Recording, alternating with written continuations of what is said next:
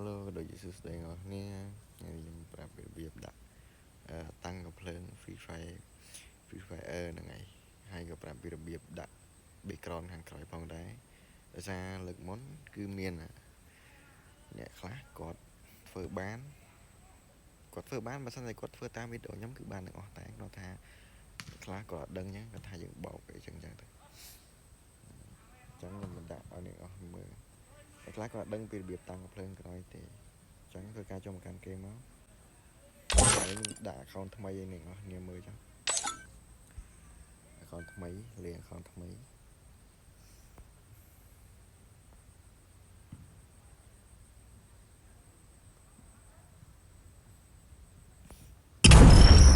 គេមកគឺវាបែបនេះអ្នកនរគ្នា Free Fire 2026ហ្នឹងគឺវាបែបនេះដងដើមវាអញ្ចឹងតែវាអត់មាន account bot ខ្ញុំទេអញ្ចឹងធ្វើការចូលមកកាន់ setting មក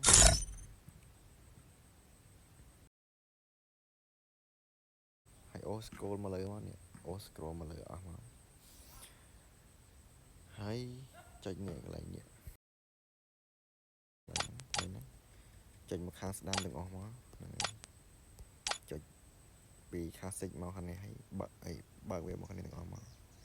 ហើយធ្វើការ clear game ចេញចូលមកវិញមកវានឹងចេញជាតម្រង់ Free Fire Max ហ្នឹងហើយអត់បានខកទេគឺវីដេអូពិត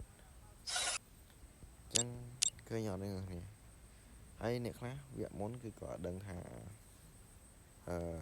គេតាំងកំភ្លើងមិនគេតាំងម៉ូតូមិនគឺអីចឹងណា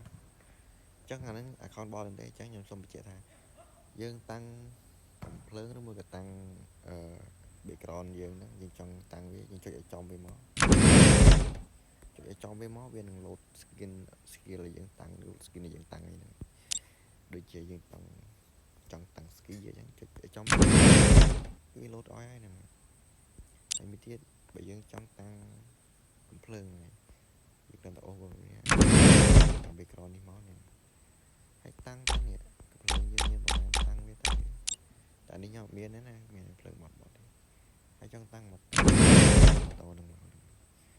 គឺងាយមែនតើហើយវីដេអូនេះក៏បញ្ចប់ដល់ត្រឹមហ្នឹងដែរជម្រាបលាបាយបាយ